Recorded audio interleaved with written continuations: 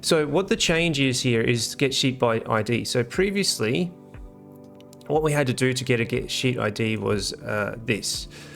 So const sheet, let's just comment that out, equals ss.getSheets here, which would return a bunch of sheets.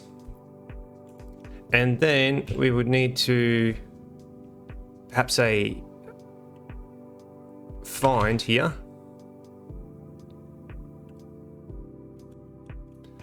And then where the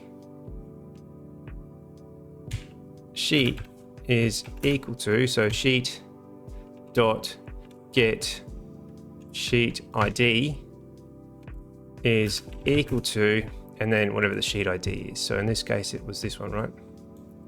So I copy, paste that bad boy in there, is equal to, I think it's just a number. Oops. Is equal to that. Then it's going to return that particular sheet with the find method here. So we could then say console.log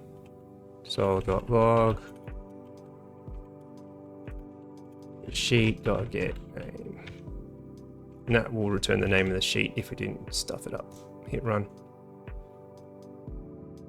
Yeah, there we go, sheet 2. So what it's doing is iterating over each one of the sheet tabs in your sheet and then finding the correct sheet tab and returning the class for that particular sheet. Now, with this update, we don't have to do this step. So all we need to do now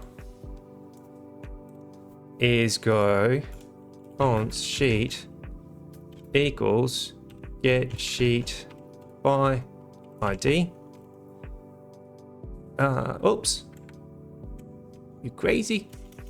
We say ss.getSheetById, and it should do the same thing. No, what happened? Signature sheet. Oh, sorry, got to put the ID in there, don't I? Sausage. Okay, sheet 2. Same thing again, just going to save us an extra command with this find here. I suspect it's doing the exact same thing behind the scene, where it's iterating through the list of sheets and then it's finding the sheet. So it'd be interesting to do a performance test as much as you can performance test in Google Apps Script, which is really hard.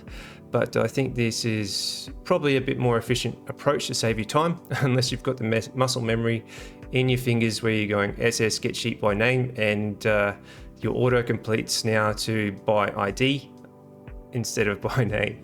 But that's just me. I'll figure it out in the end.